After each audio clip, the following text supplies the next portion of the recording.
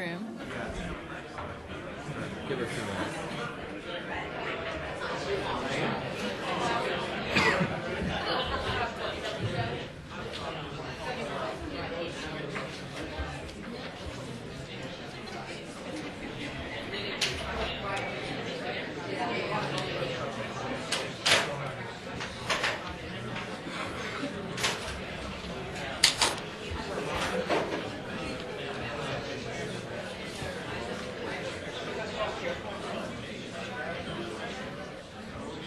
You know, she might be in Testing, the testing, room testing. where the lunches are, because I think there are a lot of people still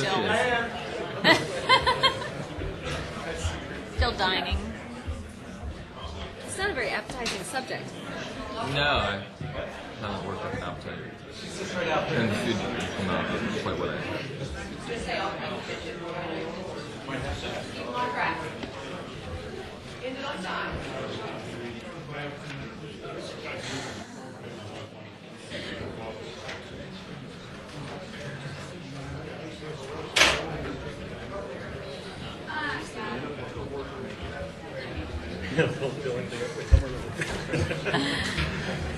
I tell you, just the prestige goes to their head.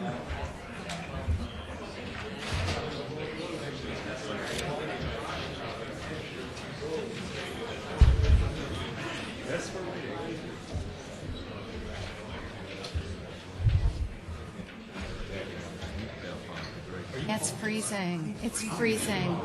It's freezing, Mike. It is cold when you sit. Yeah, I was really cold too. You'd end up with a lot of sick people. We're all waiting for Diane. Really? And then she got up and tried to go off chair of the session. She got lost. She gave up on us. She decided it wasn't that good a session after all. She said she was going through soul searching. All right. She was convinced me to torture. Ladies and gentlemen, we have our moderator. We're ready to go. Oops, sorry. Is this yours? All right. It's all yours. Thank you, Michael. My name is Diane Amann. I just want to take a minute and thank the association for inviting me here and for the very great honor of the award that I received this morning. I had wanted in person to thank the committee members, Mark Drumble and Linda Malone, who are steadfast members of the association, but not steadfast enough to have attended this conference. But somewhere in cyberspace, they have now been thanked. The lunchtime presentation that we're about to hear is called the White House Torture Memos. Earlier today, both Michael and Jose referred to the same movie with regard to their subject matter, Judgment at Nuremberg. I have to say, this title, The White House Torture Memos, and this subject makes me think of a different movie, and so I'd like to retitle this All the President's Men. The story that we've had to date actually is about the President's men. To my knowledge, none of the memoranda that has surfaced was written by a woman, although we know there were at least 2 women involved in this at some level. We have not yet seen their work, and let me get to that in a moment.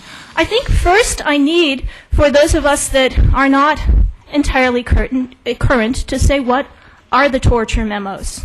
The torture memos are a series, is the very sad label that has been given to a series of memoranda written by different members of the executive branch in offices including the Department of Justice's Office of Legal Counsel, in the Department of Defense, the Pentagon. It does not include, by and large, memoranda written by JAG lawyers, military lawyers. It's quite interesting that the military lawyers, as we are now beginning to know, who were confronted with these questions, had very different answers to what was permissible and what was not. Largely, they were out of the loop, except at very low operational levels, like the folks on the ground at Gitmo. But the higher level people, their memoranda are not ordinarily considered part of this. Also somewhat out of this loop are documents written by the national security establishment. One of the women who no doubt had some role in constructing the United States response to September 11th was the National Security Advisor, now Secretary of State, Condoleezza Rice. To my knowledge, we haven't really heard much about her role publicly. Part of the story or the narrative of these memoranda has yet to be written. The only reason we know about them at all is that these very confidential work product documents were leaked. Not yet clear by whom, but leaked in torrents and spigots of papers that take up 3-ring binders, very large at this point. But it's not a complete set. We don't know anything about what national security did. We don't really always have every call-in response memoranda. There are memoranda that we have seen released that refer to others that have not yet been released. So the story has not yet been told. The other woman I would mention is, of course, the current nominee to the Supreme Court, Harriet Miers, who was Deputy Chief of Staff, and the assurances that we have been given is that she was a very happy architect of the president's policy in the war on terrorism. We don't know if her name appears on any of these memoranda either. Now, with that idea of what we are kind of talking about, I'd like to sort of give you a way to think about it as you listen to our three very distinguished speakers. And I'll give you the acronym, WWID. What would I do? I think that it's very easy for us as armchair quarterbacks, and I'm one of them, to be extremely critical of what went on. But try to put yourself in the context of what was happening. I have spent all but 14 months of my legal career as a government employee, either state or federal, but never in the executive branch. So I'm going to have to put myself in some shoes that I have never been in. It's after September 11th, a moment that, at least in the United States, was seen as cataclysmic. The country is in panic, as I discovered when I came back from a year abroad, September 11th of 2002. Even serious people were taking color coding seriously. There was a very strong popular pressure upon the government to do whatever it took to respond to that incident. There surely was pressure from the executive branch, a group of largely non-lawyers. The president, the vice president, and many of those of the president's men and women were not lawyers. They were CEOs who grew up thinking of lawyers as general counsel who are an impediment to what they really need to do. And what they really wanted to do, quoting a quote I've read of Gonzalez, was to be forward-leaning. Not forward in the direction of honoring human rights and other things, but forward-leaning in response. You are the White House lawyer. Have I lost the mic? You are the White House lawyer. You may be fairly young. You probably have never served in uniform. You may, like most young people and even old people in America, be fairly ahistorical. You are responsive to this pressure. You have varying degrees of knowledge of international law, military law, American constitutional law. Today, at this moment, I think we would all like to agree that we would be doing what I think a lot of us in this room think is the right thing. But what would you do? What did they do? What might they have done instead? There was a backdrop here that I'll talk about very briefly and then hand it over to the speakers. There's two things at play that I think are important and not yet mentioned. One is, all of this occurs in a new moment of accountability. The International Criminal Court and the battles about the International Criminal Court have just been fought. And we see in the memoranda an awareness that, gee, for the very first time, if we do wrong, we might be prosecuted, we being Americans. How does that affect what you do and how you respond to it?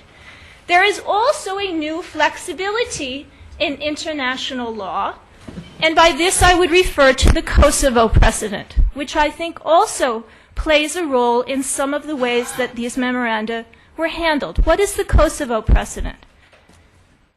A bombing in Kosovo by the United States under the Clinton administration that most readers of international law agree violated international law, and a commission that's set up, I believe, by the United Nations after the fact.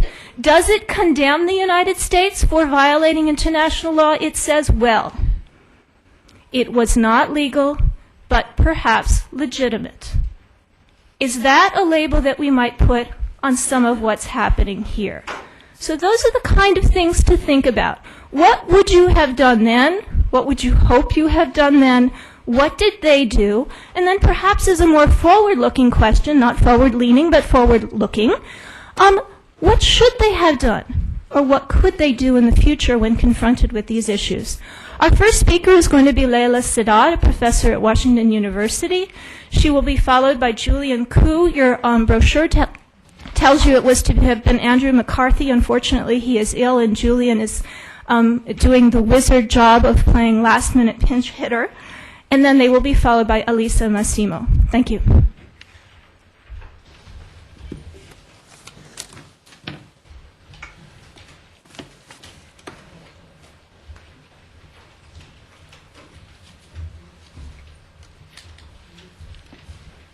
Thank you so much, Diane. Thank you, Michael. It's great to be back here at Case Western and see so many old friends and new friends. And unfortunately, we have a very sober lunchtime conversation. It's not very appetizing, isn't it? Talking about torture while we're eating lunch. But I don't have any very graphic pictures. So hopefully it won't be too unpleasant. I've thought a lot about the questions that Diane raised, and like Jose Alvarez, I've been thinking a lot about the torture memos. The one memo that I was asked to comment upon in my professional capacity was a memo authored by OLC, by Jack Goldsmith, that Jose has referred to, and I was asked to sort of give my take on it a few months ago as a lawyering job, basically, because an individual who had apparently worked in OLC and was a mentee of Jack Goldsmith was up for a job in the academy. And so I hadn't honestly paid that much attention to the memo when it first came out. I thought, oh, you know, yet another torture memo, and it's sort of like all the others. It's not really very good, and it comes to the wrong conclusion. But when I was asked to give a professional critique of the memo, I really sat down and reversed engineered it. And what I discovered was it was really, really bad lawyering. The kind of lawyering that during my 7 years as a practitioner could have gotten me disbarred, or certainly could have gotten my clients in a lot of trouble, and it wouldn't be the kind of lawyering that I'd want my students to engage in doing. And one of the things that troubles me about the lawyer memos, right, about the torture memos, is now there's this sort of moral relativism that surrounds them. Like, well, you could certainly argue that position, couldn't you? It's all just how clever you are, not how respectful you are to the rule of law, or how wise the memo might be, or the fact that human beings actually were tortured, killed, and made to disappear as a result of the memos. So I come to this presentation a little bit troubled by the subject, as Jose is. It almost seems wrong to be discussing it as an academic presentation, because there's very little academic about it, actually. It's not particularly scholarly in the sense of reverse engineering a set of government policies that have led to probably what is a large criminal conspiracy to violate the laws of war. And in a sense, it's not the kind of job that a scholar likes to do. But it's important, right? Because it's important, as Diane says, for us to think about what would we have done, particularly, and I'll come back to this at the very, very end, as academics in a government job that we don't need because we have life tenure in another institution. So I actually have very little compassion for the quote-unquote government lawyers. They're not under any stress to hold on to their jobs. Most of them are moving very carefully from one elite position to another and not troubled. This isn't the soldier who's got the gun at his head and has to decide whether or not to commit the war crime. These are things that are done in extraordinarily cold blood, or at least with callous disregard for the rights of the human beings whose lives they have effect. But let me talk a little bit about the presentation. As we're talking today, right, the Abu Ghraib prison scandal continues to remain sort of unresolved. Guantanamo detainees are on a hunger strike, and U.S. detention policies have been equated with torture. Canada is investigating the abduction and rendition of one of its citizens, Maher Arar, who was abducted from the United States and sent to Syria, where he was tortured for 10 months prior to being released. The Canadian government has protested, and he's commenced a lawsuit in U.S. federal court. German prosecutors are conducting a criminal investigation into the suspected kidnapping of a German man who was rendered to Afghanistan. In Stockholm, a parliamentary investigation has concluded that CIA agents violated Swedish law by subjecting 2 Egyptian nationals to degrading and inhuman treatment during a rendition in 2001. Most recently, Italy has issued arrest warrants for 13 Americans and others said to be CIA operatives involved in the abduction of an Egyptian cleric, Hassan Nasser, from Milan in 2001. These are examples of extraordinary rendition, as they have come to be called, and they evidence a particularly pernicious practice adopted by the United States. But I should add, not only by the United States, there are investigations in the United Kingdom, and there was in a recent Indonesian case that also came to light suggesting the same practice in other countries. These are practices that have been adopted as part of our quote-unquote global war on terror. Although the practice did begin under the Clinton administration, and to be fair, one has to recognize that extraordinary rendition was not an invention of the Bush administration, it has certainly accelerated under the current administration and is unfortunately an all too typical example of the failures and excesses of U.S. policy since 2001 in a couple of different ways.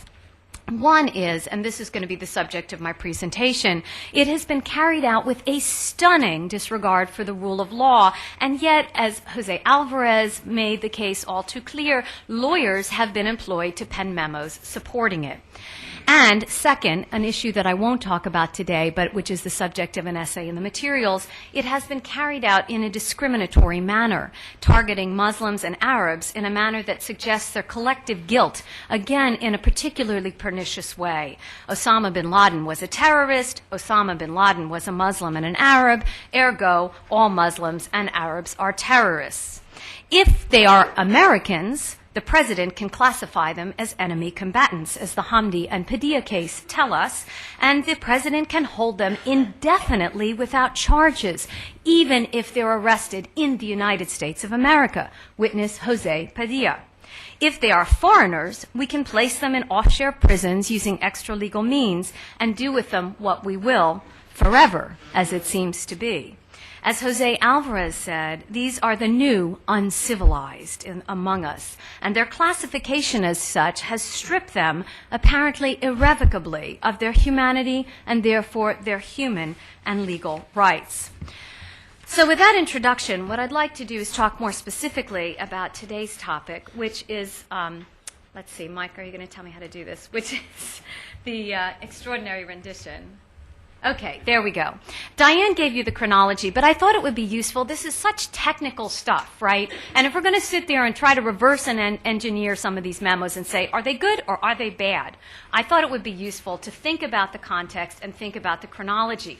And I put the decision not to go to the Security Council for authorization, but to launch the invasion of Afghanistan on much more ambiguous grounds as sort of the red flag that I saw that set the unraveling of the legal precedent for the conduct of the so-called war on terror. And that was, of course, on October 7, 2001. You've heard about the November 13th memo, which was the order of the president directed to hold only non-citizens, right? So we can all rest assured that none of this stuff is about us because we're the good guys. It's the other folks who are the bad guys. But we'll see that citizens ultimately get wrapped into this as well.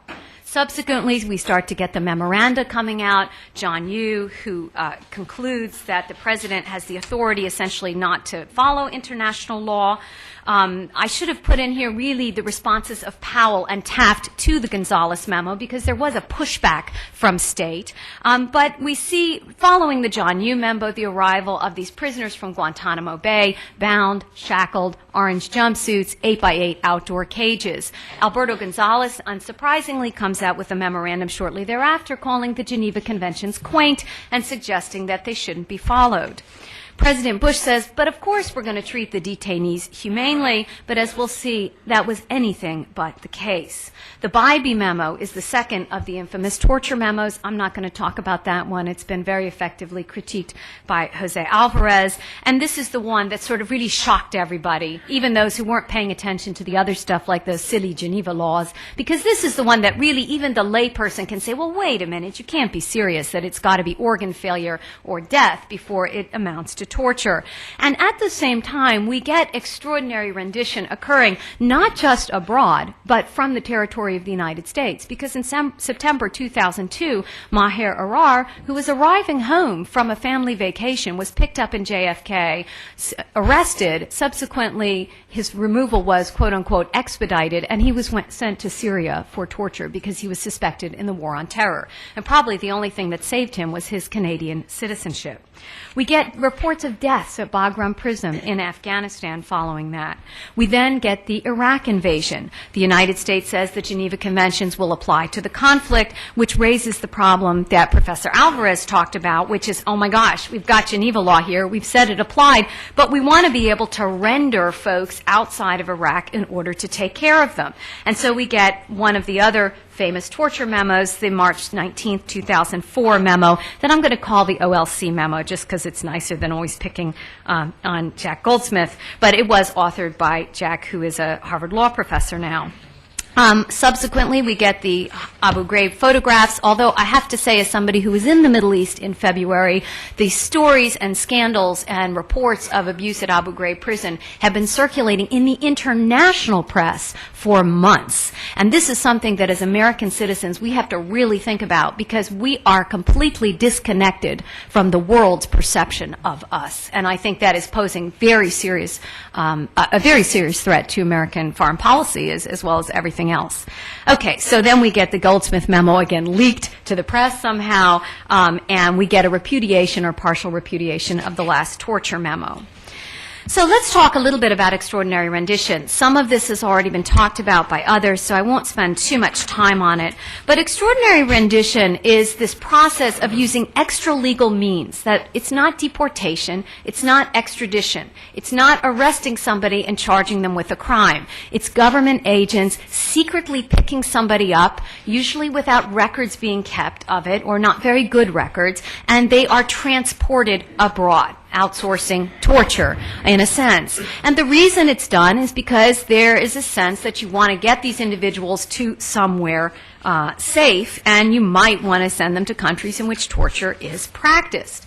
Now, obviously, the government doesn't like to talk about extraordinary rendition, and we don't have official confirmation of all the cases other than the fact that some of the rendees have reappeared and challenged what has gone on, either in a lawsuit or in the press.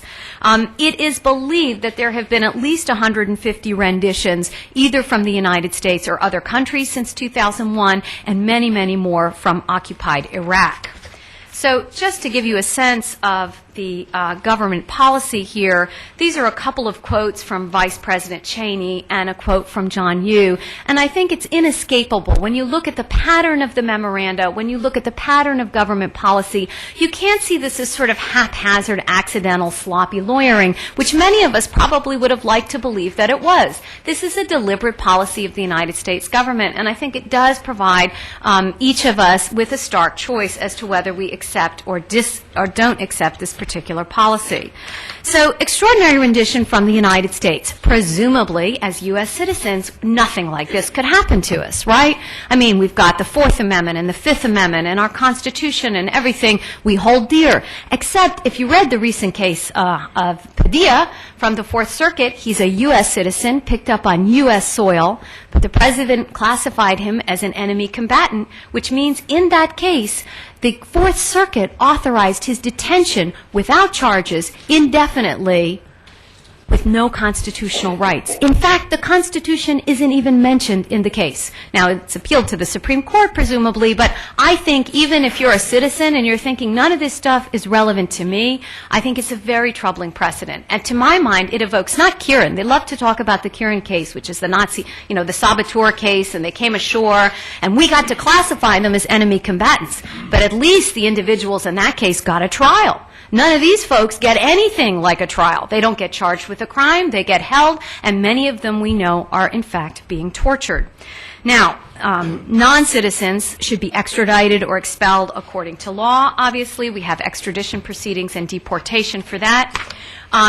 International law is violated when we do it extra-legally, and here Jose already referred to it, but the refoulement, the non-refoulement obligation under the Torture Convention applies. You're not supposed to send people back to countries in which there is a substantial ground to believe that they could be tortured. The U.S. has tried a little wiggle room around this, I should say, because when we ratified the convention, we stuck in an understanding that substantial grounds means, quote, more likely than not. And we have tried to wiggle out slightly of the absolute non-refoulement obligation of the Torture Convention, but it's an understanding, not a reservation, and in any event, it would be completely inconsistent with the object and purpose of the treaty. And neither the Torture Committee, nor the Human Rights Committee, nor even the U.S. government in its most recent report to the Torture Committee has suggested that we are actually sending people back if we know they're going to be tortured. The ICCPR prohibits arbitrary detention for all persons, requires due process for expulsion of lawful, and it should say residents, not residences. It also prohibits torture and includes the non-refoulement obligation. And another characterization, if you like, of an extraordinary rendition is a forced disappearance. And forced disappearances have been condemned in the inter-American system. They've been condemned by the European Court of Human Rights and by the Human Rights Committee. Now, what about transfer from abroad? Because some of the renditions are taking place where U.S. agents grab somebody in a foreign country. Well, that violates the Lotus principle, right, that states are supposed to be sovereign over their territories and not engaging in extraterritorial investigative or prosecutorial or enforcement activity. We did it in Alvarez-Machain. The Israelis did it in Eichmann. The French did it with respect to Klaus Barbie. And I guess Mike's written a little bit about the ICTY, at least luring folks into its jurisdiction. But again, at least those folks get a trial, right? They get to contest their detention and arrest before a court of law. And to begin, and it's worth saying, and this quote from Abe Sofair, I think, says it well, nobody's really agreed that any of that stuff was legal, right? The Security Council condemned Eichmann's rendition, even though it didn't do him much good in the trial. Klaus Barbie didn't get very far with the French, but nonetheless, there's not a sense that it's actually lawful to do that. And the recent Italian issuance of arrest warrants for the CIA operatives who are alleged to have done it shows that other countries are getting increasingly uncomfortable with this U.S. practice. Now, the Goldsmith memo addresses a particular problem, which is rendition from occupied Iraq. And because we said Geneva law applies, you run into a particular problem because you can see from the text it says individual or mass force transfers as well as deportations are prohibited regardless of motive. And as if that weren't enough for you, I'm thinking of the young lawyer starting out to research this area. You pull the authoritative commentary of the ICRC, which I think I have right here, and the ICRC is pretty categoric. It says this prohibition is absolute and allows of no exceptions. And against the authoritative commentary of the ICRC, the Pictet commentary, and everything else you can think of, this is the conclusion of the memo that Jose has already told us about, which is that you can do it if they're illegal aliens, and you can do it if they're Iraqis, and you're just doing it temporarily because you want to interrogate them. Okay, well, I'm going to be a little unkind here, and I'm going to talk about the categories of flaws in the memo, and then I'm going to list 12 specific legal mistakes. Okay, so, and I didn't get clearance by my libel lawyers, so you can see why I haven't circulated this paper in advance. Okay, so the first is erroneous methodology and interpretation of text. You know, the first order of business when you're interpreting a treaty, just like a federal statute, is that you read the text of the treaty. If the language isn't clear, you don't need to look to secondary sources of interpretation. So here, the memo instead finds ambiguity where none exists in contravention of basic principles of treaty interpretation. There's a failure to cite relevant authority. For example, the ICRC commentary, which is authoritative, isn't even cited because it contradicts the conclusion of the memo. And there's a reliance upon inapposite legal authority, right? There's a lot of stuff cited. It's extremely elegant, and I think Jose's word was erudite, right? Very impressive job of lawyering. If I'd submitted that to a partner when I was an associate in practice, I mean, I would have gotten my ears boxed. It's absolutely horrific lawyering. So let me talk about some of the specific examples, and I've already mentioned the fact that it doesn't mention the ICRC commentary, doesn't survey customary international law, which is interesting. It sort of pretends to, but as we'll see, it doesn't. And there is a line of cases that's arguably relevant, which is an Israeli Supreme Court line of cases, which is sort of alluded to and slid around and never confronted. And I think the memo also should have looked at those. They also use in the memo a linguistic ploy to argue that you should use a Roman law or a French meaning of déportation rather than the ordinary English meaning, in spite of the fact that the text says both the French and the English are equally authentic. And the Vienna Convention says, in case of a dispute, you take the meaning that confirms the object and purpose of the treaty, which with a humanitarian convention is to promote humanitarian purposes. This is one of my favorite mistakes. It is the conflation of crimes against humanity law with war crimes laws. And this is one of the most fundamental errors of the memo. It's a subtle one. I think it's one of the reasons nobody focuses on it, because unless you're really thinking about this, you're not going to pick up this mistake. But where would you go? You're the lawyer. Somebody says, tell me what 49 means. You'd pull the elements of the Rome Statute for the International Criminal Court, right? 160 governments sat down and negotiate this thing over years. And if you go to Article 49's equivalent in the Rome Statute, because the language is right there, it says very specifically that the idea of lawful residence is not present in the war crime of forced transfer or deportation as it is for the crime against humanity.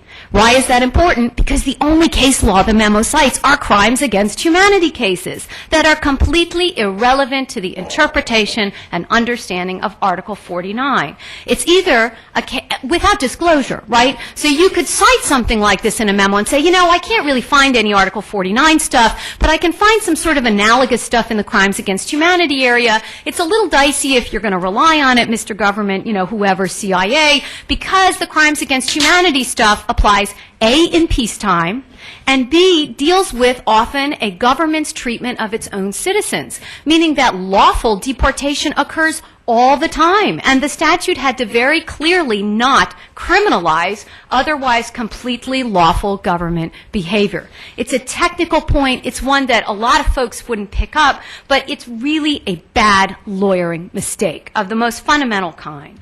Okay, if that wasn't enough for you, misapprehension of the historical context, and I'm not going to discuss that any further because Jose did a wonderful job of talking about the difficulties of German refugees all over Europe who then were seized in their countries of refuge, such as the case I'm most familiar with is Vichy France, who had an explicit policy, right, of deporting anybody, any Jew who tried to seek refuge there.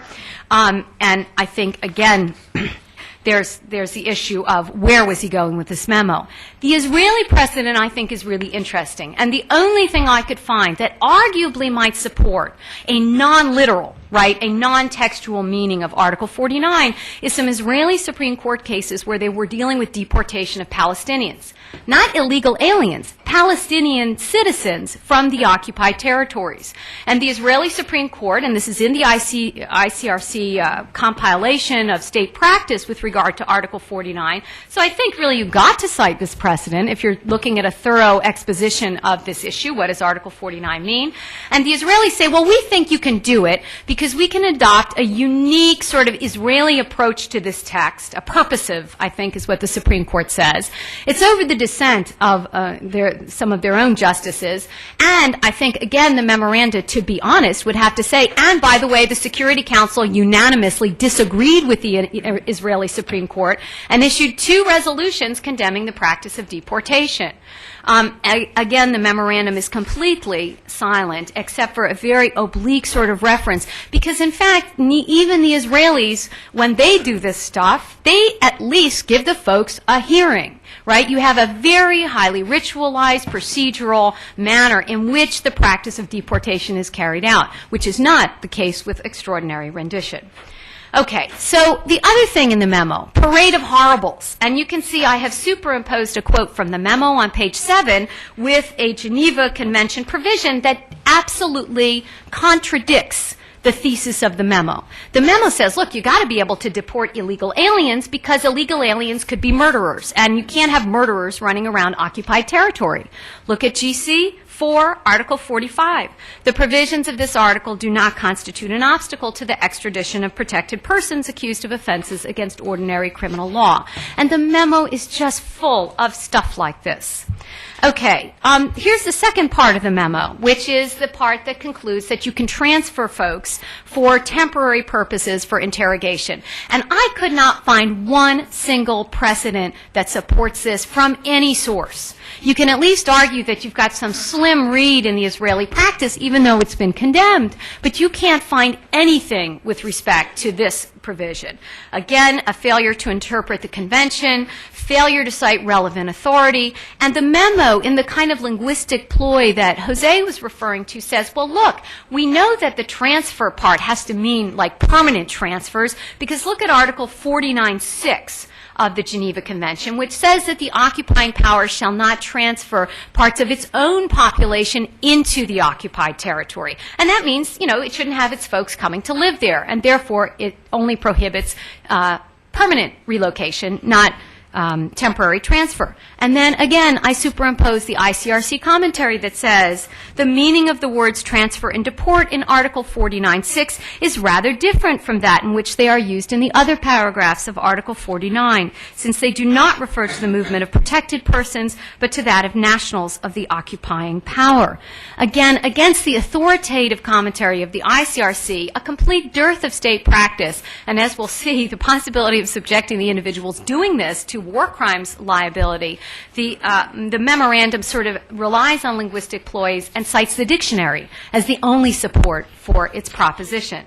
Okay, failure to cite or erroneous readings of the numerous articles of the Geneva Convention, the Fourth Convention, contradicting the proposed meaning, right? You can't, I think Roger Clark's famous line, you can't nitpick this thing like a tax statute, right? It has to be taken in context. Article 49 is embedded within a long treaty, and the many treaty provisions actually address some of the concerns of the author of the menu. There are articles that require the detaining power to record personal details of persons deprived of their liberty, whether POWs or civilian internees. Those are never mentioned in the memo. There are articles setting out the proper course for the occupying power with regard to persons accused of offenses, Articles 76 and 77. And finally, there's an article permitting the occupying power for imperative reasons of security to assign residents or in turn protected persons. Again, not mentioned in the memo. Okay, so to conclude, the transfer or deportation of protected persons from occupied territory in violation of Article 49 is erroneously authorized by the OLC memo. There is simply no other rational legal conclusion. It's not a case of creative lawyering. We can say, well, you might argue this and I might argue that. There is not a shred of evidence to support this completely de novo and extraordinarily radical and ahistoric reading of the Geneva Convention. And worse yet, it subjects the individuals who do these things to to liability as war criminals. It's a grave breach of the Geneva Conventions. And I should mention, I didn't even go through an analysis of the unlawful confinement provisions of the Geneva Convention, which prevents not just transfer and deportation, but the very confinement itself. And under federal war crimes law, as you can see, these are acts that can result in being fined, imprisoned for life or a term of years, and if death results to the victim, which has occurred, even the death penalty. So for goodness sake, shouldn't a lawyer advising a client on a matter this serious take a little more seriously their responsibility to effectively and authoritatively set out the relevant legal principles? Okay, well, other downsides of the memo, not just individual criminal responsibility, or as my colleague Jordan Paust has argued, a common plan to violate Geneva law, but the United States has suffered a huge black eye because of this. And I think we have to remember that in this so-called war on terrorism, one of the things we're trying to do is get other countries to cooperate with the United States so that we can effectively police the problem of international terrorism together as part of a global community. I was referring in my last thing to this New York Times article which talks about, is he winning? I don't think Mark Danner actually thinks Osama's winning much of anything, but what the article does say is that terrorist activity has increased dramatically since the United States invaded Iraq in particular, and these policies then can't even have the sort of utilitarian notion of having affected any good. I just give you a slide on public opinion with respect to the United States. As you can see, a huge slippage all over the world, particularly in the Arab world, as a result of Iraq coming up a little bit in 2005. But this is a big problem for the United States of America. And sending Karen Hughes out there to tell Saudi women that they really ought to drive is probably not the way to be addressing it. Sorry, a little hyperbole there, but you can see I get a little upset about this. Okay, and as if this wasn't bad enough, I had my students, and I said, just see, find me some stuff. What's out there? Cartoon after cartoon after cartoon, showing the United States is essentially the butcher, the boot, the oppressor, the imperial power. I don't want my country to be represented this way, and I think it's shocking that the United States government and its policymakers seem to be content to let this happen.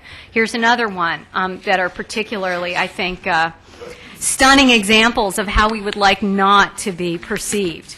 Okay, just a couple other moments. I think for the lawyer, right, for the academic, when I'm sitting in a classroom, when I am mentoring a young colleague, do I want to say, hey, it doesn't matter if you're right, it doesn't matter if it's moral, it just matters how clever it sounds, and can you get it published in the Harvard Law Review? I just don't think that's what legal academics are about. When I took an oath as a member of the bar, that wasn't the oath that I swore. And I think that the fact that lawyers have been engaged in this, regardless of the consequences to their career or criminal responsibility or what have you, it is an absolute disgrace to the profession. And I think the Academy really has to take account of its own role in this. Finally, I just give you a little quote. Looks like it's split a little bit on your screen, but this is the Padilla case that Stevens, good for him at 85 years old, dissented from, right? And he said, unconstrained executive detention for the purpose of investigating a preventive, investigative, subversive activity is the hallmark of the Star Chamber. Access to counsel for the purpose of protecting the citizen from official mistakes and mistreatment is the hallmark of due process. I think it's pretty clear to me, and of course this is a fitting response to Diane, who clerked for Justice Stevens, that, but I didn't think of that when I put the quote, that I think that as lawyers, what do we stand for if not due process of law? Thank you very much.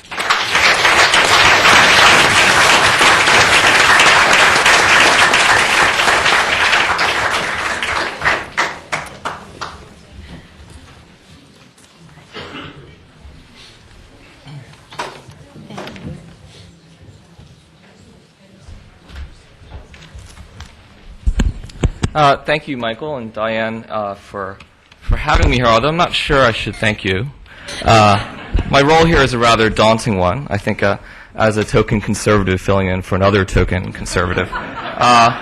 In the defense of, or at least a partial defense of perhaps the most controversial legal memos ever issued by the Department of Justice Office of Legal Counsel, and to do it in front of an extremely intelligent and expert audience whose opinion I deeply respect, and with my comments being transcribed and webcast,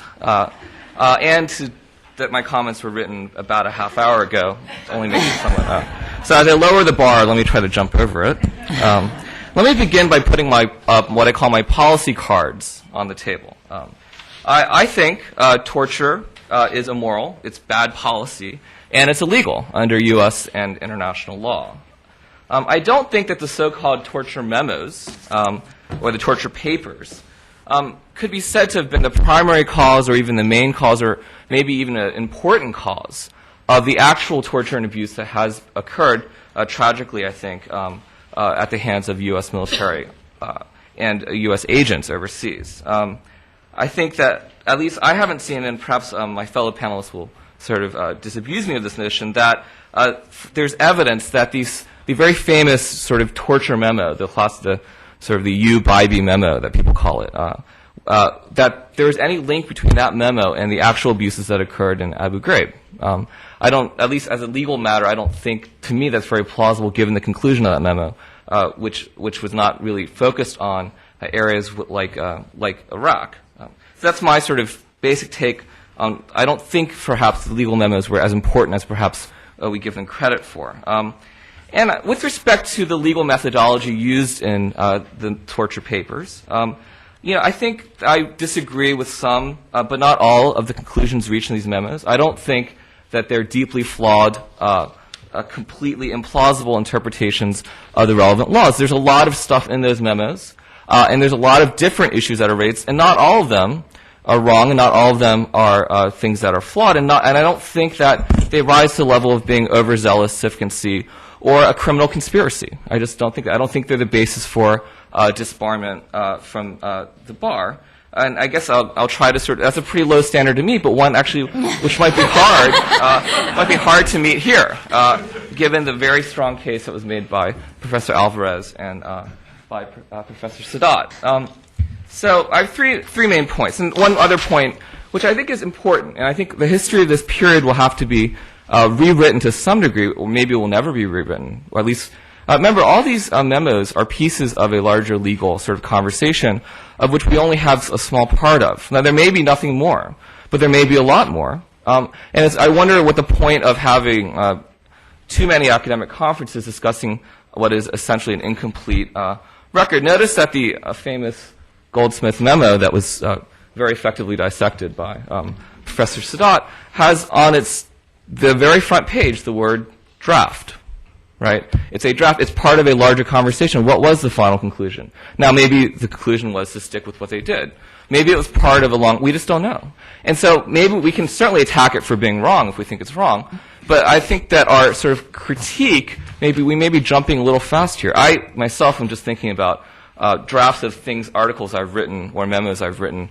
The drafts, having a draft leaked into the public sphere, and then dissected by thousands of lawyers intent on proving you to be wrong, is something that I'm not sure that, I'm pretty confident I would not sustain that kind of attack very effectively. So with that sort of caveat, let me just sort of make my sort of three main points here, which it won't go on too long, because I haven't had much time to write everything I want to say. So my first argument is this. The torture memo, the torture papers, were legal advice. And I don't think that, at least in my mind, they purported to be policy recommendations, right? They didn't purport to say, this would be a really good idea if we started torturing or abusing or subjecting detainees to cruel, inhuman, and degrading punishment, right? The pedestrian task for the attorneys in question, I think, was to interpret the relevant and applicable laws. And I think Professor Sadat would certainly prove that even on that level she thinks that was bad. But I think sometimes many of us forget that some people might view the role of the lawyer to be a little different from the role of the policymaker, and certainly these lawyers did. They saw their task, at least as I understand it, was a fairly narrow task. It was to interpret the laws using the methodology they thought was appropriate. Now, is that moral relativism? And do all lawyers engage in, when they engage in interpretation of statutes which might lead to outcomes which are morally problematic, is that a sign of moral relativism? Well, this is obviously a very difficult question, and we do have ideas and arguments, and we don't want to, we don't teach our students to say, well, the law allows this, and so therefore, you don't have to worry about the rest of society or philosophy or anything like that. On the other hand, it's not primarily a task of moral philosophy either, right?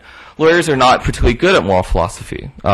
In fact, I would argue they're pretty bad at it. And I think that cannot be the primary task or the primary goal of the lawyer who's tasked with interpreting specific statutes. Now, with respect to the methodology and the critiques of the methodology, well, first, actually, let me just sort of, I don't think that, at least from my mind, the memos, even on that level, right, can be defended morally, and that they did not believe that they were actually legalizing torture, right?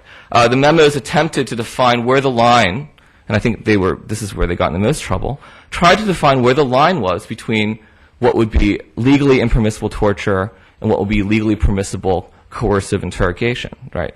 And that was extremely, or not even interrogation, but legally permissible conduct, right? That line may not be the line that moral philosophers would want to draw. Probably isn't, actually. But I'm not sure that we can condemn the attorneys for being tasked to be forward-looking, to look for the line, to try to find the line, to think hard about where that line is. Now, you may say that they should have drawn the line they should not even have approached the line, right? That's not that their duty as a lawyer, as a professional, was to not even come close to the line of where we might legalize conduct that would be morally reprehensible, legalize or give an opinion that would legalize conduct that you would personally find morally reprehensible. You should, in order to avoid that, you should just avoid the line completely. Don't even get into the conversation. I'm not sure that this is a difficult question, and I think this is where Professor Amann's point is very, very telling. What would you do? What would you do if you're told to go find that line, right? This is a difficult task to make. Now, with respect to the legal methodology they did use, the way they did interpret it, I think that it was somewhat problematic, obviously. But I do think one main critique of their analysis I don't find particularly persuasive, and that's their failure when interpreting the federal statutes to wholesale incorporate customary international law into the interpretation of the statutes or the Treaty Implementation Act. And why is that?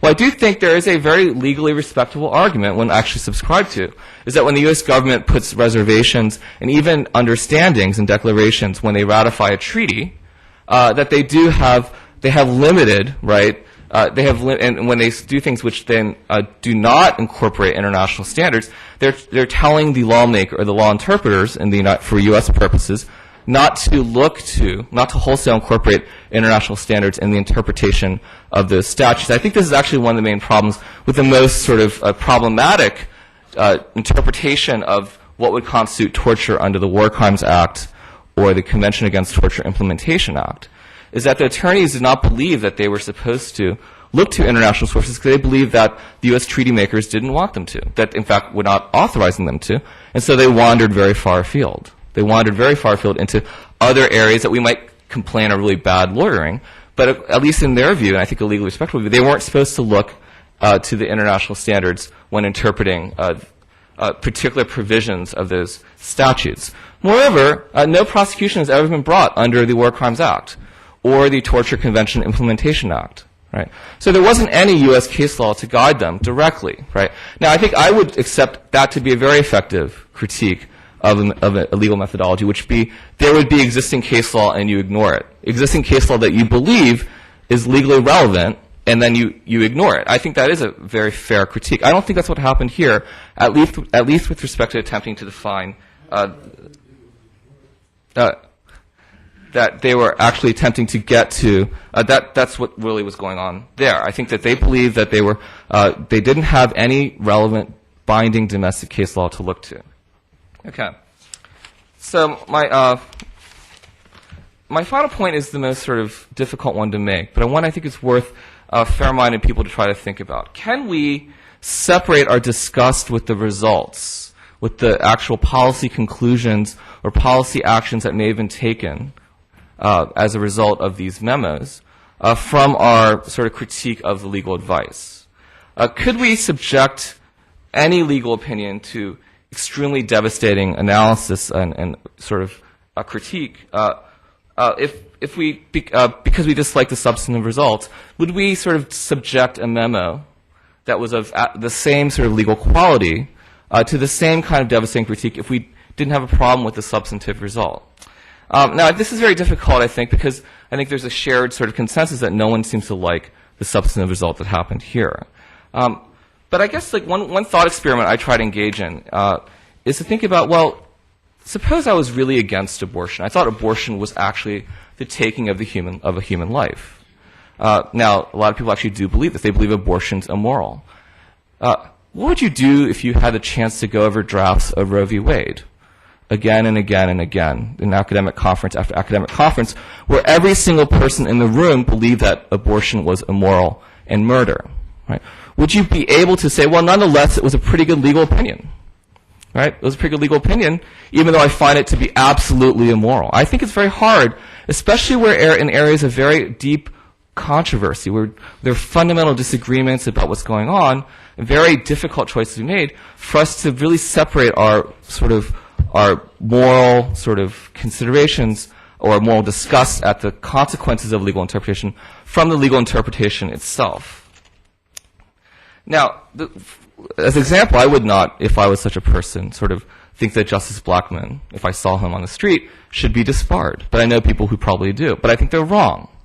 If we're going to engage in this conversation, this very difficult conversation, I think we need to sort of be a little careful before we start sort of casting rather, I think, strong charges at our fellow lawyers for reaching different legal conclusions than we would have otherwise reached. I think our moral outrage makes it very difficult for us to come up with a very effective way to communicate and talk about this in a very useful way. Now, that's not to say I have no problems with the torture papers. And here I give my caveat to try to protect myself before I get driven out of the room. I think their greatest failing was not adequately predicting the disagreements that these memos would inevitably produce, meaning that part of their task should have been to predict the reaction of folks like you. They should have been able to predict the reaction of folks like Professor Alvarez and Professor Sadat, because these are people who their opinion does represent an important segment of what people would think would be the law. And even if you didn't think that was a law, it was your task to at least predict and advise your client that there are going to be important people who are not going to accept your analysis. And I think that would have been something. And I think they tried to do that, but perhaps not. Certainly not effectively. But I don't think, and this is where I'm going to try to sort of tie up my comments. I don't think these memos were the most important or even an important cause of at least most of the torture and abuse that we know about, for example, in Abu Ghraib. I think that the real problem has been a failure of the administration to actually adhere to the policies which they publicly say they're committed to, right? The policy to treat the detainees humanely. The continuing policy, I believe, for U.S. military officials to adhere to the Uniform Code of Military Justice. Right? These things continue to operate, should have continued to restrain policymakers and people implementing that policy. And according to the leaders, like President Bush, they were supposed to live up to these very high standards, or not even that high standards. And even on that fairly low bar, they didn't actually live up to the public commitments that they said they were adhering to. There's an unacceptable level of departure from the official policy. Now, I would sort of put this down more to negligence or incompetence rather than to a criminal conspiracy, but nonetheless, I do think it's a tragic result. It's a horrible result, and it has all the sort of horrible consequences that Professor Sadat noted at the end of her comments.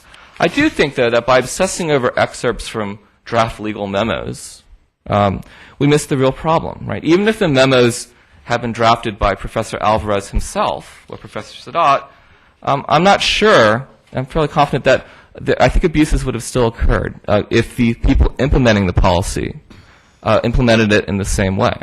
I think a haphazard, often sort of not very organized, ineffective method of organizing their interrogation policies. This, in my mind, is much more discouraging, much more tragic, much more disturbing. And that is, to me, the real scandal coming out of these papers.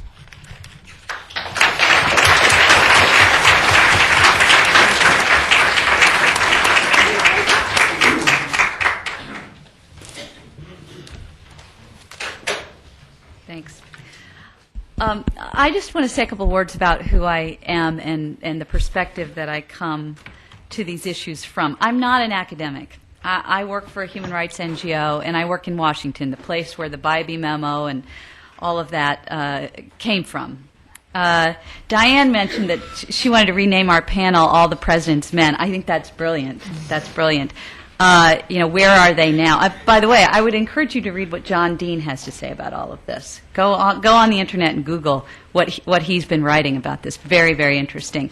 But of all the President's Men, where are they now? You can get a complete list of this if you go to our website, which is www.humanrightsfirst.org. We have Alberto Gonzales, who's now our Attorney General, Jay Bybee, who has a lifetime appointment to the federal bench, Pentagon General Counsel William Haynes, who's been nominated to the federal bench. And actually, over the last couple of weeks, Tim Flanagan, who was Gonzalez's deputy at the White House, has been nominated to rejoin his former boss as Deputy Attorney General, although his involvement with the corrupt lobbyist Jack Abramoff might be the reason he doesn't get that job, not his role in developing the interrogation policy. By the way, anybody who is chilled by reading the dispassionate discussion of torture techniques in the Bybee memos really ought to read the written answers to questions that Tim Flanagan has given to the Senate Judiciary Committee, in which he refuses to reject the Commander-in-Chief, this broad view of Commander-in-Chief power that would allow the President to overrule and override laws passed by Congress. He refuses to give any definition of the term humane treatment, which the President has said is our standard. And even more shockingly, he won't even say in his answers that the most brutal techniques of mock executions and beatings are inhumane treatment. So if you find the torture memos shocking, you really ought to give a read to Tim Flanagan's answers. And there is every reason to believe, despite the fact that the Commander-in-Chief argument, which you heard about this morning from Professor Alvarez, that was in the Bybee memo, then does not appear in the substitute memo that came out last December.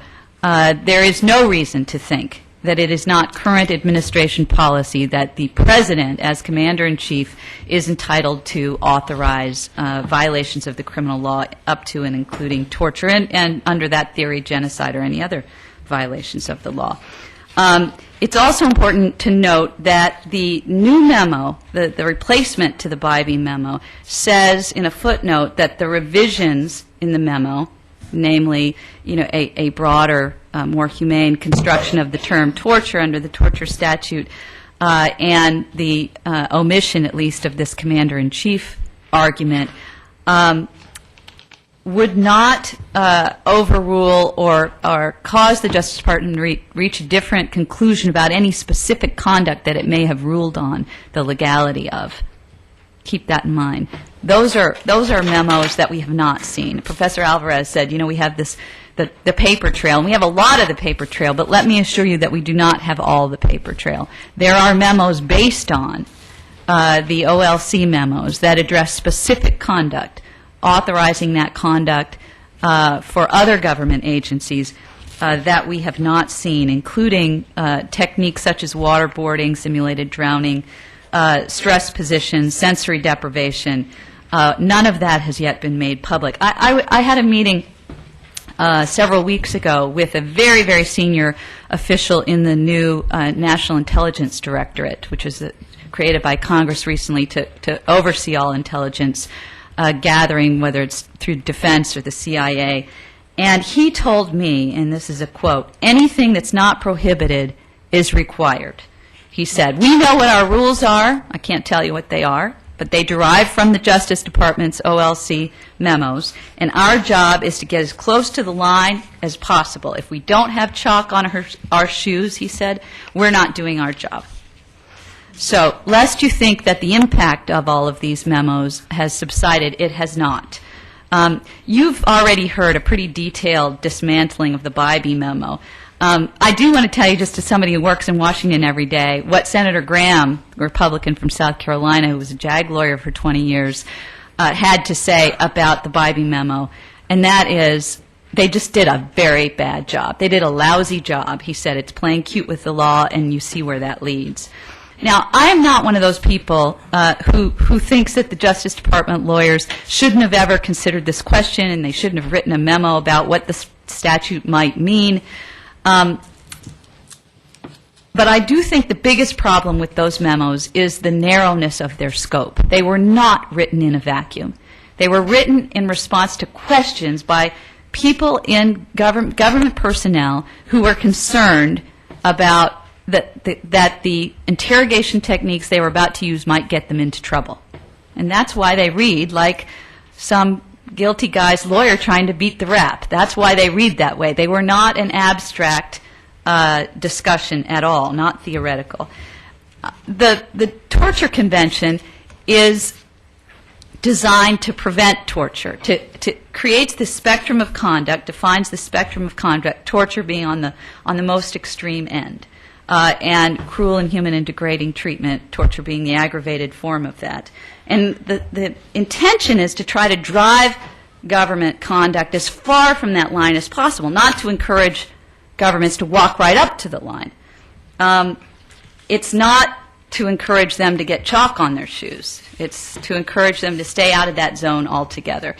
And Julian said he thinks it's implausible that they had a real impact and, were related to Abu Ghraib. I think that's naive, I have to say.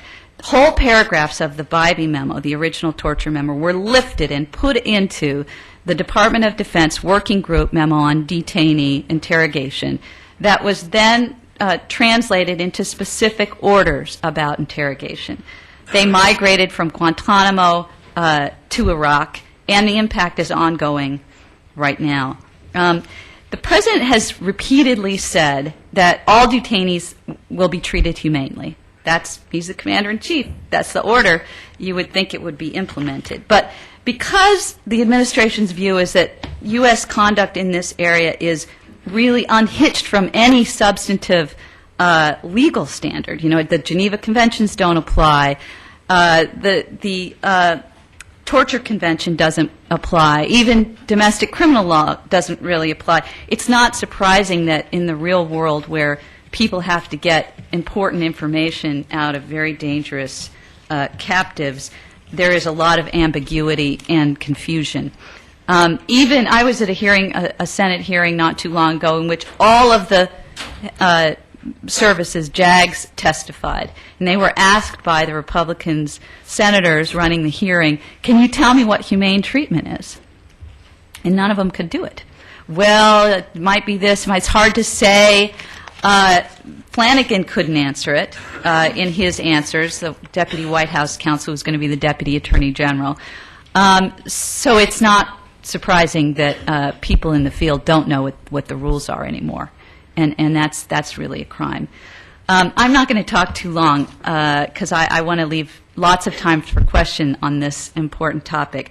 As Leila said, this is a really grim subject, and we could go on and on about it, and we have most of the day. But as I said, I work in Washington. It's a place where not a lot of people look for inspiration. They don't come to Washington to find inspiration. But I really feel like I want to leave you with some inspiration from Washington. So if you will indulge me, I want to read something to you. This is a statement that was made on the floor of the United States Senate 48 hours ago. Mr. President, war is an awful enterprise. I know that. I don't think I'm naive about how severe are the wages of war and how terrible are the things that must be done to wage it successfully. It is a grim, dark business, and no matter how noble the cause for which it is fought, no matter how valiant their service, many veterans spend much of their subsequent lives trying to forget not only what was done to them and their comrades, but some of what had to be done by their hand to prevail. I don't mourn the loss of any terrorist's life, nor do I care if in the course of serving their ignoble cause they suffer great harm. They have pledged their lives to the intentional destruction of innocent lives, and they have earned their terrible punishment in this life and the next. What I do regret, what I do mourn, and what I do care very much about is that we lose what we, the American serviceman and woman, and the great nation they defend at risk of their lives, what we lose when, by official policy or by official negligence, we allow, confuse, or encourage our soldiers to forget that best sense of ourselves, that which is our greatest strength, that we are different and better than our enemies, that we fight for an idea, not a tribe, not a land, not a king, not a twisted interpretation of an ancient religion, but for an idea that all men are created equal and endowed by their Creator with inalienable rights. I have been asked before, where did the brave men I was privileged to serve with in Vietnam draw the strength to resist, to the best of their ability, the cruelties inflicted on them by our enemies? Well, they drew strength from our faith in each other, from our faith in God, and from our faith in our country. Our enemies did not adhere to the Geneva Conventions. Many of my comrades were subjected to very cruel, very inhumane, and degrading treatment, a few of them even unto death. But every one of us, every single one of us, knew and took great strength from the belief that we were different from our enemies, that we were better than them, that we, if the roles were reversed, would not disgrace ourselves by committing or countenancing such mistreatment of them. That faith was indispensable not only to our survival, but to our attempts to return home with honor. Many of the men I served with would have preferred death to such dishonor. The enemies we fight today hold such liberal notions in contempt, as they hold in contempt the international conventions that enshrine them, such as the Geneva Conventions and the Treaty on Torture. I know that. But we are better than they, and we are the stronger for our faith, and we will prevail.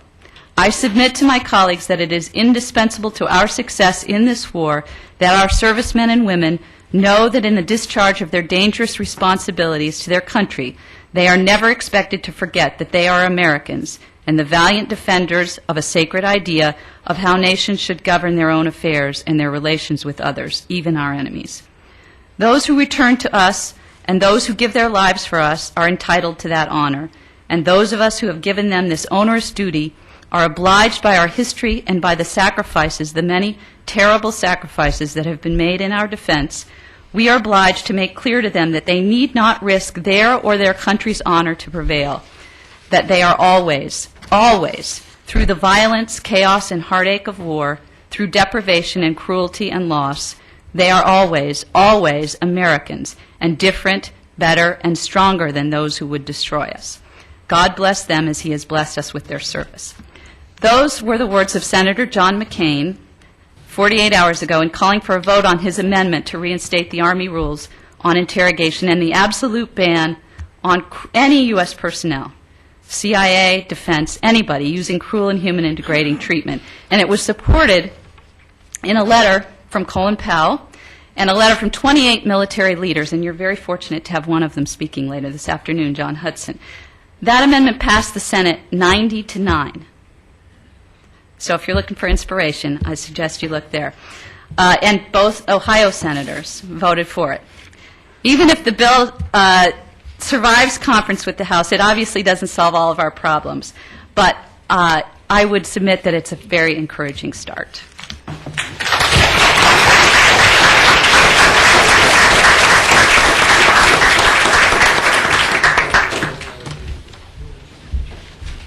I'm told we have about 5 minutes for questions. Who would like to lead off? Yes, sir. I would like to know if any of the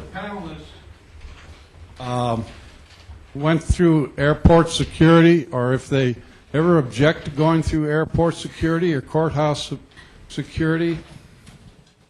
What does this have to do with this?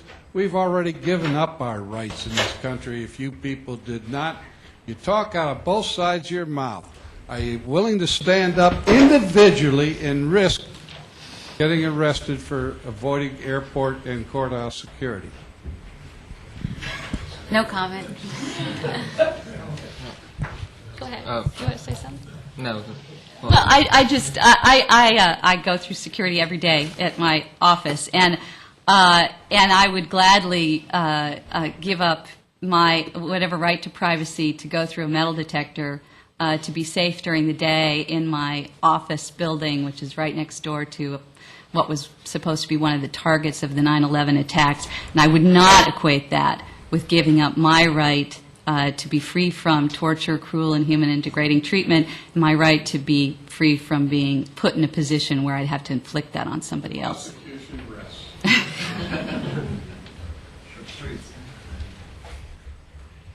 Yes, Jose. Just a couple of points. On the cause and effect, there is no doubt that the Goldsmith memo is current policy. The former legal advisor, William Taft, affirmed that despite that it was called a draft, it is the policy, so that in that case, what we are talking about are real extraordinary renditions from Iraq. There's no question about that.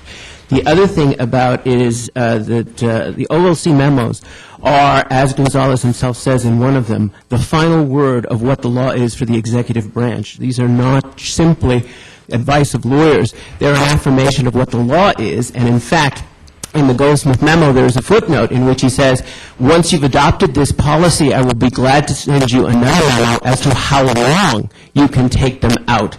That is, what's the temporary mean? So the anticipation is this becomes the executive policy of the United States, and I will then fill in more about that, and keep that in mind as well. The last thing is I would strongly disagree that the U.S. reservations say blanketly that nothing in customary international law or international authorities apart from U.S. law are relevant to the interpretation of whatever implementing legislation. That's not what it says. And in fact, one of the problems with the memos is that they fail to take into account the charming Betsy canon of interpretation, that in any case you should try to read existing U.S. statutory law, including criminal law, to be consistent with relevant rules of treaty as well as customary law.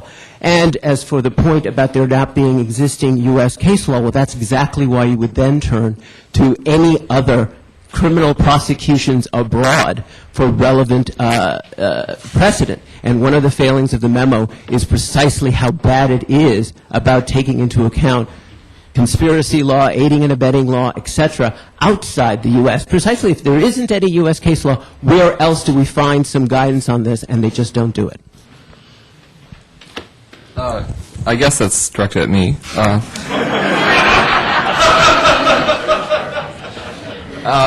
I think I don't necessarily disagree with everything that you said. I do think that the LLC opinions are very important, I agree, and that they do represent the views of the executive branch. Although I do think there does appear to be a little give and take. For instance, I do recall like the White House General Counsel does have the right to reject or change or ask for changes in the advice, right, which is why I suppose he didn't, right, but that's why there was actually a debate at some point between DOJ and the State Department about the applicability of Geneva Convention. So, I mean, I agree to LLC opinion. I'm not devaluing them completely, but I'm just saying that they aren't the final. The final word, as I understand it, on a lot of these policies was in the White House, and not necessarily just once the LLC attorneys made their opinion, that was the end of the story. I'm pretty sure that the conversation went forward from that. Let me just say just one other point about, but I take your point that it might very well be the case that the Goldsmith memo does represent current policy, and so I might try to take my remarks as not focused mainly on those memos. I don't have as much to say about that. Now, with respect to the trying Betsy canon and the reservations, I do think that there is some disagreement as to the level, what the reservations or understandings mean, and what their effect would be within U.S. law, right? And the question of to what extent the trying Betsy canon is relevant for interpreting. Is it always something that has to be taken into account? Does customary international law always have to be taken into account when interpreting any federal statute? I think there's obviously the trying Betsy canon, which says that you should. But there also might be circumstances where it wouldn't. I don't think it would always. Where if the policymakers did not, the legislators made it clear that that was not their intention to, to have the statute interpreted that way. I don't think that this may or may not be one of those circumstances.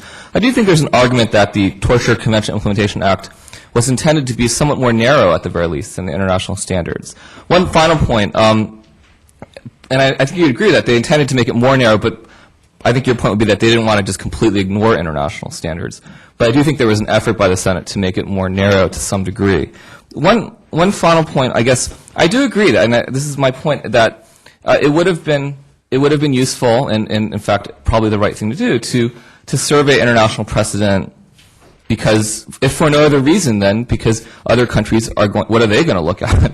They're going to look at their international tribunal precedent for determining what the reaction and to the policy following this advice would be. I do think that's important. I think that is a failing. Although, to me, strictly the legal interpretation, if you really accepted the notion that these statutes were not meant to incorporate international standards, even though I think you should have surveyed it anyways, I'm not sure that it's a complete failure because for adhering to the belief that those statutes don't incorporate fully international standards in this. Could I just add one point to that?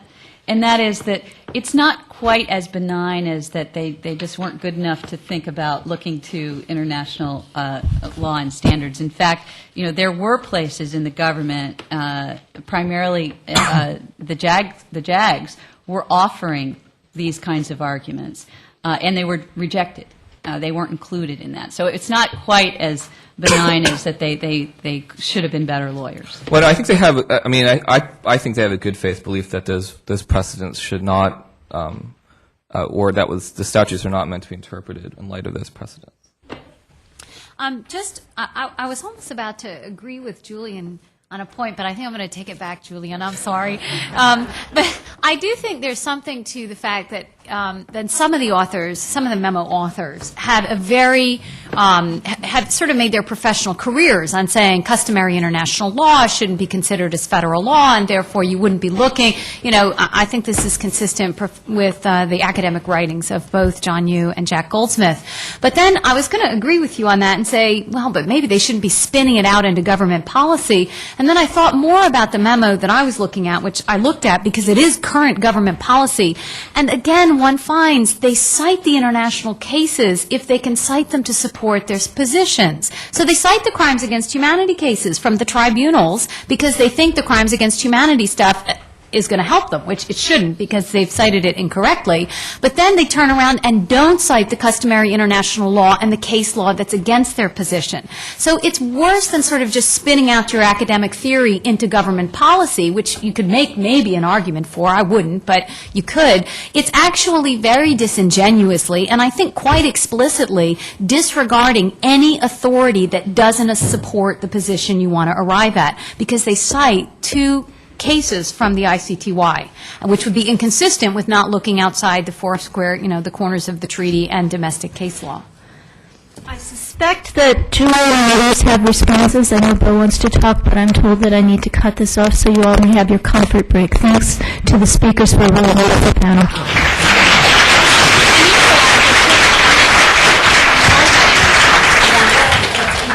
And say, oh, this is really bad. But at some point, when you're asked to